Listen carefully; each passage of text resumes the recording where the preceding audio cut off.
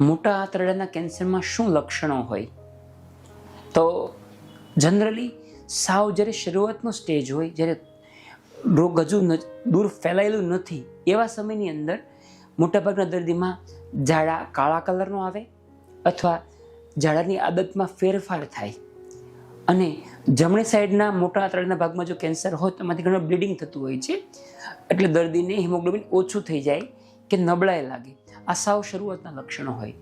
પછી જો રોગ આગળ વધે તો ગાંઠ મોટી થાય, કોઈ જગ્યાએ રસ્તો બ્લોક કરે, પછી દર્દીને દુખાવો શરૂ થાય છે. શરૂઆતના સ્ટેજમાં દુખાવો થતો નથી.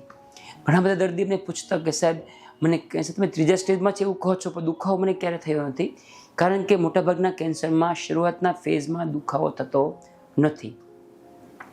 જો રોગ આગળ વધે, કોઈ જગ્યાએ આંતરડું બ્લોક કરે તો પેટમાં ચૂક આવે, ઘણીવાર ઝાડા સાવ અટકી જાય, પેટ ફૂલવા લાગે અને ઉલટી થાય. પરંતુ આ બધા લક્ષણો હોય તો કેન્સર હોય એવું જરૂરી નથી. મોટાભાગના કેસમાં કેન્સર સિવાય અન્ય કારણો હોય છે, ઉલટી થવાના, પેટમાં ચૂક આવવાના. એટલે જો તમને ચૂક આવતી હોય કે ઉલટી થતી હોય તો કેન્સર છે એવું વહેમમાં રહેવાની જરૂર નથી. પરંતુ એવું લાગે તો ડૉક્ટરને એકવાર બતાવી શકો તમે.